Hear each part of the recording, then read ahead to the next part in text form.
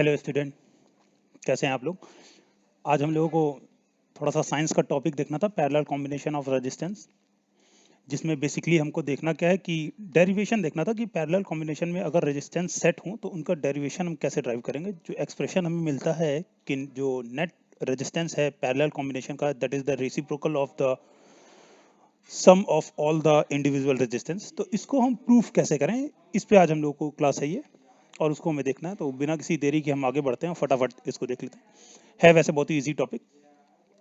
चलिए, तो सबसे पहली चीज तो जो आपको समझना जरूरी है वो ये समझना जरूरी है कि क्या होता है पैरेलल कॉम्बिनेशन और क्या होता है सीरीज कॉम्बिनेशन। बेसिकली अगर आपको पता है तो बहुत अच्छी बात है, अगर नहीं पता है तो सबसे पहले तो आप फिगर से एनालिसिस कर लीजिए कि फिगर से एनालाइज हम कैसे करेंगे कि हमारा कॉम्बिनेशन पैरेलल है या कॉम्बिनेशन सीरीज है। देखिए यहाँ मैं एक सर्किट बना रहा हूँ आपको, एमीटर और बैटरी वैटरी नहीं सेटअप कर रहा हूँ, उसको आप लोग अंडरस्टूड है वो सब, ठीक है। बेसिकली आप एक सिंपल सा सेटअप मेरा देख लीजिए।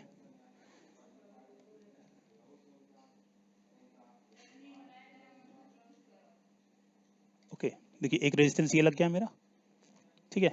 एक रेजिस्टेंस मैं इधर लगा देता हूँ, ओके। इसका नाम दे देते हैं R1, दैट इज R1, और इसका नाम दे देते हैं R2, ओके। तो इस टाइप का कॉम्बिनेशन जो होता है वो पैरेलल कॉम्बिनेशन होता है। अब देखिए डिफिनेशन जो आपके पास साफ साफ लिखी होती है कि when the two or more resistance R connected between two common points so that the same potential difference is applied across each of them, then it is known as parallel combination. तो उसका मतलब क्या, देखिए दो point यहाँ पे आपको दिख रहे हैं, एक पॉइंट ये है आपका, इसको मैं कह देता हूँ पॉइंट ए, और एक पॉइंट ये है, इसको कह देता हूँ पॉइंट बी। तो आप यहाँ देख रहे हैं कि जो दो रेजिस्टेंस आपके पास लगे हैं R1 एंड R2, वो ए और बी पॉइंट के बीच में लगे हैं, ओके। अब अगर इस टाइप का सेटअप होगा कि दो कॉमन पॉइंट्स के बीच में ढेर सारे रेजिस्टेंसेस आपके लगे होंगे, ठीक है, तो वो पैरेलल कॉम्बिनेशन होगा। साथ ही साथ एक कॉम्बिनेशन जो आपको और याद रखना है इसके साथ, अगर आप एडिशनल में जानना चाहते हैं तो देखिए आपकी करंट जब भी चलती है सर्किट में, है ना, देखिए करंट यहाँ से चलेगी, यहाँ से चलेगी, और इस पॉइंट से मीन्स इस नोड ए से, जो कि इस शेप का है आपका, नोड ए से आपकी करंट क्या हो जाएगी, यहाँ पे तो आपकी मान लीजिए आई करंट आ रही थी, ठीक है। इस नोड ए से आपकी करंट डिवाइड हो जाएगी, ये हो जाएगी I1 और ये हो जाएगी I2। तो देखिए ये कॉन्सेप्ट मुझे बहुत अच्छा लगता है, पैरेलल कॉम्बिनेशन और नॉन पैरेलल कॉम्बिनेशन या सीरीज कॉम्बिनेशन को आइडेंटिफाई करने का सबसे बेसिक कॉन्सेप्ट है कि अगर आपकी करंट कहीं से डिवाइड हो रही है, किसी भी नोड से अगर करंट डिवाइड हो रही है, अगर दो रेजिस्टेंस में अलग अलग करंट जा रही है, तो मतलब वो दोनों रेजिस्टेंस पैरेलल में होंगे, ठीक है। आप जब भी सीरीज में देखोगे तो देखिए सीरीज में कुछ ऐसा ही सेट होता है। अब इसमें मुझे बताइए, अगर यहाँ से करंट आई जा रही है, मान लिया यहाँ से मैंने आई करंट जा रही है, तो आई ही करंट तो यहाँ भी होगी, राइट, और आई ही करंट तो यहाँ पे भी होगी। तो मीन्स ये सीरीज में है, मतलब जब करंट चेंज नहीं हो रही है तो वो होता है सीरीज में, और जब करंट डिवाइड हो जाती है तो वो हो जाता है पैरेलल में। सबसे बेसिक कॉन्सेप्ट है और बहुत ही आसानी से आप इससे फिगर को एनालाइज कर सकते हैं, ठीक है। तो ये चीज आपको समझ में आ गई होगी, ये सब मैंने लिखा भी है आपके पास आगे, अभी आप टेक्स्ट में देख लीजिएगा, उसका स्क्रीनशॉट भी आप ले सकते हैं। तो इसको इरेज कर देते हैं, चलिए हम लोग सब टोटल, ओके। चलिए अब देखते हैं। तो पहले तो पैरेलल कॉम्बिनेशन जो मैंने यहाँ पे देखिए लिख रखा है कि when the two or more than two resistances are connected, इसको मैं हाईलाइट कर देता हूँ आपके लिए। देखिए देखिए कह रहा है दो या दो से ज्यादा रेजिस्टेंस, मतलब रेजिस्टेंस कितने भी हो सकते हैं, ठीक है, कनेक्टेड होंगे किस कहाँ, बिटवीन टू कॉमन पॉइंट्स जो मैंने आपको दिखाए थे ए एंड बी, ठीक है, और उनके में सेम पोटेंशियल डिफरेंस होगा, मतलब जो वोल्टेज होगा वी उसकी वैल्यू दोनों में सेम होगी, बट करंट की वैल्यू क्या होगी, अलग अलग होगी, है ना। इसी इसी पे हमने आपको भी बताया था कि कैसे हम आइडेंटिफाई करेंगे, जहां से करंट डिवाइड हो जाएगी, मतलब दो रेजिस्टेंसेज में अगर अलग अलग करंट जा रही है तो वो दोनों पैरेलल में होंगे, ठीक है। देखिए यहाँ मैंने लिख दिया है कि if the voltage in the same between the two resistances, मतलब अगर वोल्टेज सेम है तो देखिए अगर करंट सेम नहीं होगी तो वोल्टेज सेम होगा, और अगर वोल्टेज सेम होगा तो करंट सेम नहीं होगी, ठीक है। दोनों में से एक चीज सेम होती है, तो पैरेलल में क्या होता है, वोल्टेज सेम होता है, करंट अलग अलग होती है। सीरीज में क्या होता है, करंट सेम होती है, वोल्टेज डिफरेंस अलग अलग होता है। इस बात को नोट कर लीजिएगा आप लोग। मैं एक बार फिर से आपको रिपीट कर देता हूँ, एक बार फिर से आपको बता देता हूँ कि पैरेलल में करंट अलग होती है, आई चेंज होती है, ओके, जबकि सीरीज कॉम्बिनेशन में आपका वोल्टेज सेम होता है, ठीक है, सॉरी वोल्टेज सेम नहीं होता है, करंट सेम होती है। हम लोग वोल्टेज में बात नहीं कर रहे हैं ना, हम लोग इस समय किस पे बात कर रहे हैं, करंट के रिस्पेक्ट में बात कर रहे हैं, तो सिर्फ अभी करंट के रिस्पेक्ट में देखेंगे। चलिए, हाँ, तो करंट के रिस्पेक्ट में यहाँ पे क्या होगा, यहाँ पे करंट सेम हो जाएगी, मीन्स पैरेलल में करंट चेंज होगी, सीरीज में करंट सेम होगी। अब वोल्टेज के रिस्पेक्ट में बात कर लें तो वोल्टेज यहाँ पे क्या होता है, यहाँ पे वोल्टेज क्या होगा, सेम होगा, और यहाँ पे वोल्टेज क्या होगा, ईच एंड एवरी रेजिस्टेंस पे वोल्टेज यहाँ पे क्या होगा, चेंज हो जाएगा, ठीक है। इस बात को आप लोग नोट कर लीजिएगा। चलिए इसको मैं इरेज कर देता हूँ सब, ओके।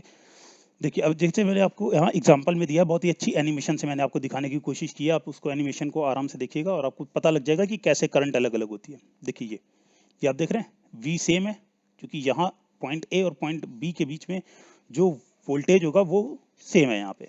लेकिन देखिए ये करंट रेड डॉट्स आपको दिख रहे हैं ना, देखिए यहाँ पे इस पॉइंट पे देखिएगा आप तीनों रेजिस्टेंस में अलग अलग करंट हो जाएगी ये, और ये तीनों से I1 I2 I3 जो करंट हो रही है वो टर्मिनल बी पे, मतलब बी पॉइंट पे क्या हो जा रही है, फिर से कंबाइन होकर आई बन जा रही है। देख रहे हैं ना, ये इस एनिमेशन में आपको बहुत सुंदर से दिखाई दे रहा होगा कि कैसे पैरेलल कॉम्बिनेशन में तीनों रजिस्टर में करंट अलग अलग जाती हैं, और फिर तीनों रजिस्टर से पास होने के बाद वो वापस जब पूरे सर्किट से फ्लो होती है तो वापस वो आई हो जाती है, ठीक है। तो आई थिंक पैरेलल कॉम्बिनेशन का कॉन्सेप्ट तो आपको समझ में आ गया होगा कि क्या होता है पैरेलल कॉम्बिनेशन। चलिए आगे देख लेते हैं नेक्स्ट स्लाइड में। हाँ, तो लॉ हमें देखना था, law of combination of resistance in parallel, जिसको भी हमें ड्राइव करना है। तो डेरिवेशन से पहले ये तो जान जाएंगे ड्राइव क्या करना है। तो देखिए होता क्या है, law of combination of resistances in parallel ये कहता है कि अगर दो है या दो से अधिक रेजिस्टेंसेज हैं, ठीक है, तो उनका जो नेट रेजिस्टेंस होगा, मतलब जैसे सर्किट में तीन, अभी मैंने आपको पीछे सर्किट दिखाया तो उसमें तीन रेजिस्टेंस R1 R2 R3 लगे थे, लेकिन हमको तो नेट चाहिए ना कि टोटल ओवरऑल इफेक्ट इन तीनों रेजिस्टेंसेस का मिल करके कितना आ रहा है। तो वो जो होगा वो हमेशा आपका जितने भी रेजिस्टेंस उस सर्किट में लगे हुए हैं उनके रेसिप्रोकल के सम के बराबर होगा, 1/R1 1/R2 और 1/R3, और यही हो जाएगा नेट रेजिस्टेंस R, ठीक है।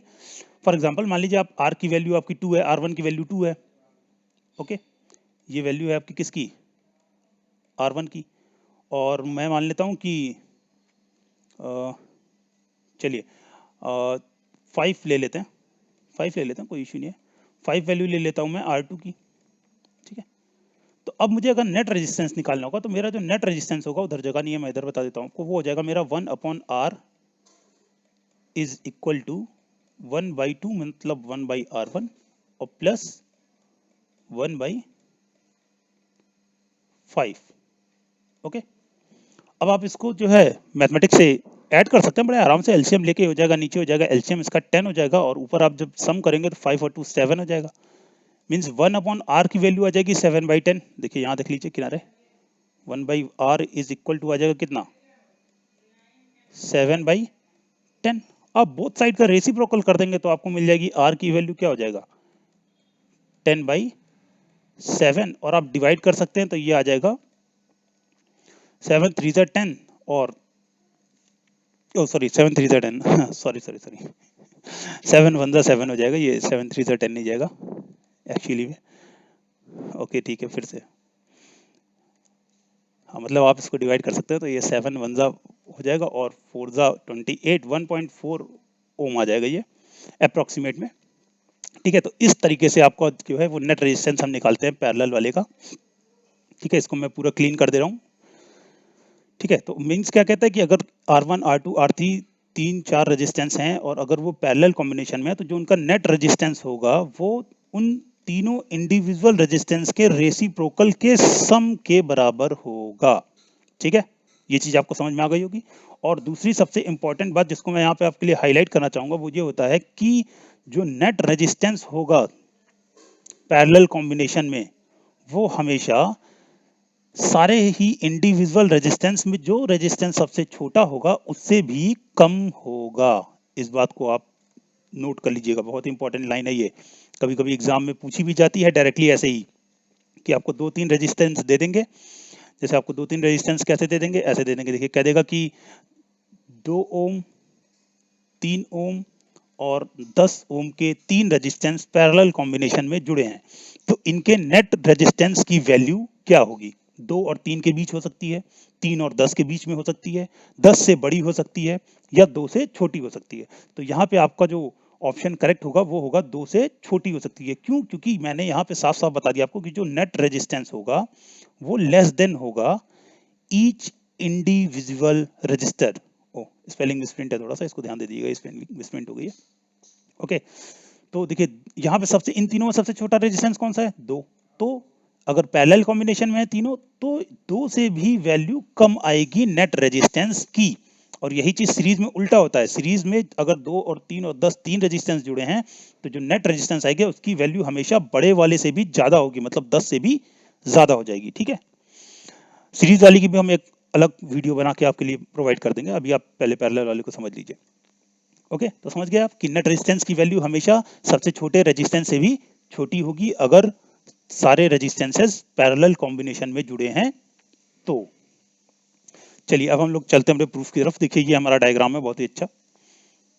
ठीक है, अब इस डायग्राम को पहले हम लोग समझ लेते हैं। कलर चूज कर लेते हैं, ब्लैक और रेड ले लेते हैं। चलिए रेड ज्यादा अच्छा लगेगा। देखिए ये एक आपका फुल प्रॉपर सेटअप है जो कि बेसिकली होना चाहिए। देखिए यहाँ पे की लगी हुई है आपकी, है ना।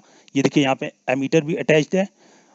ये देखिए आपका बैटरी यहाँ पे अटैच्ड है। ठीक है, अब ये आप आर एच आपको कंफ्यूज हो सकता है, कर सकता है कि आर एच क्या है। ठीक है, तो दैट इज आर एच को तो हम रेफस्टेट कह सकते हैं, है ना। वेरिएबल रेजिस्टेंस होता है, इसकी वैल्यू हम घटा बढ़ा भी सकते हैं। ठीक है, मीन्स अगर हमें कम करना है तो इसमें एक नॉब लगी होती है, उसको क्लॉकवाइज घुमा करके हम उसकी वैल्यू को बढ़ा सकते हैं और एंटी क्लॉकवाइज घुमा करके उसकी वैल्यू को कम कर सकते हैं। बेसिकली अगर नहीं भी लगाएंगे इसको तो कोई बात नहीं है, आप इसको डायरेक्टली ऐसे ज्वाइन भी कर सकते हैं।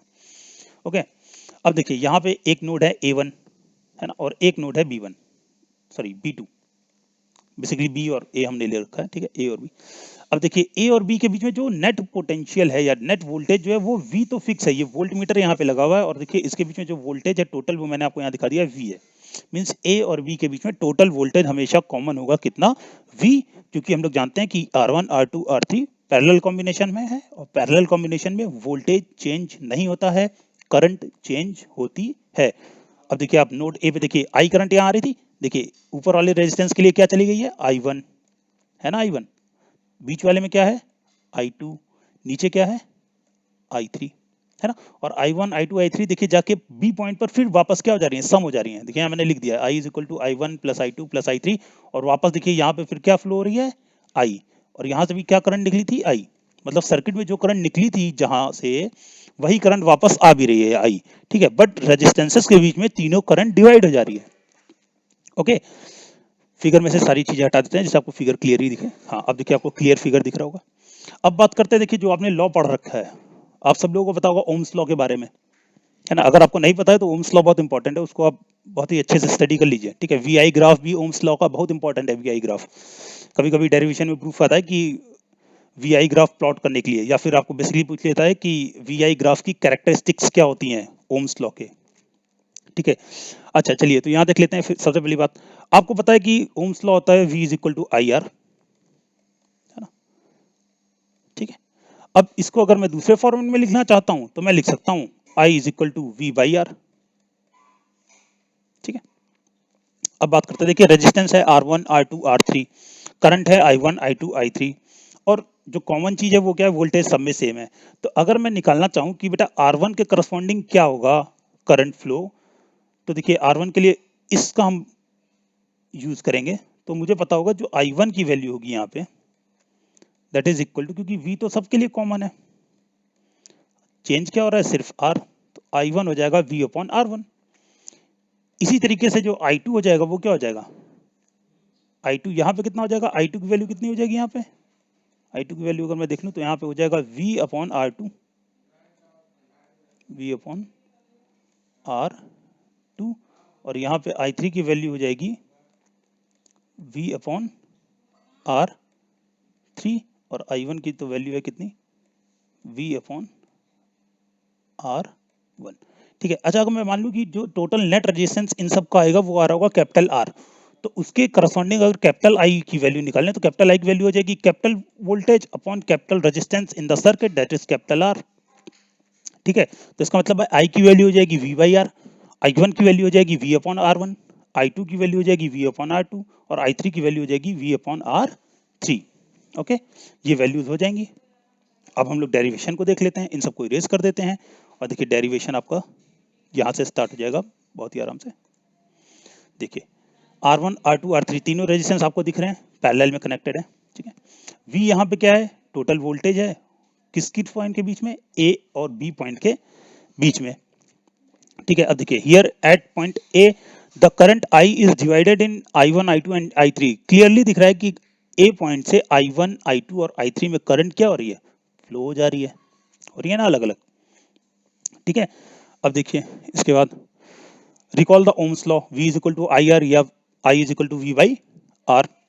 जो करंट पास हो रही होगी R1 रेजिस्टेंस से वो हो जाएगी I1 is equal to V upon R1, ऐसे ही R2 के लिए हो जाएगी, ऐसे ही R3 के लिए हो जाएगी, तीनों करस्पॉन्डिंग हो जाएगी। ठीक है, और अभी मैंने आपको वहां पे साफ साफ दिखाया था कि जब आपका सर्किट है और सर्किट जब आपका खत्म हो रहा था पॉइंट बी पे, तो वहां पे आपको एक इक्वेशन दिखाया था मैंने कि आई मिल रही थी क्या, I1 plus I2 plus I3 के बराबर में।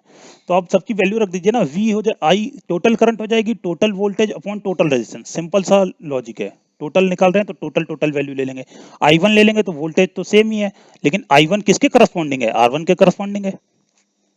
सिमिलरली ऐसे I2 किसके करस्पॉन्डिंग है, R2 के करस्पॉन्डिंग है, और I3 किसके करस्पॉन्डिंग है, R3 के करस्पॉन्डिंग है। ठीक है, अब देखिए V यहाँ से कॉमन हो सकता है ना, और कॉमन लेके हम कट कर देंगे और हमारा डेरिवेशन प्रूफ हो जाएगा। ठीक है, देखिए okay, I is equal to V by R, क्योंकि आर यहाँ पे नेट रेजिस्टेंस है, नेट मतलब टोटल रेजिस्टेंस या इक्विवेलेंट रेजिस्टेंस भी आपको कहीं कहीं लिखा हुआ मिल जाएगा। ठीक है, अब देखिए फ्रॉम फिगर फर्स्ट से आपको क्लियर है कि पॉइंट ए पर जो है करंट जो है डिवाइड हो रही है और पॉइंट बी पे करंट तीनों सम अप हो जा रही हैं, तो सम अप हो रही हैं तो जो I1 I2 I3 मिल करके बनेंगे क्या, आई। आप इसमें वैल्यू रख दीजिए सबकी, first second third fourth equation से फिफ्थ में वैल्यू पुट कर दीजिए और आपको मिल जाएगा, देखिए जे V upon R is equal to V upon R1 plus V upon R2 plus V upon R3 मिल जाएगा। यहाँ से आप लिख सकते हैं V into one by R, इसमें से आप कॉमन ले सकते हैं V को तीनों जगह से, तो ये हो जाएगा 1 upon R1 plus 1 upon R2 plus 1 upon R3।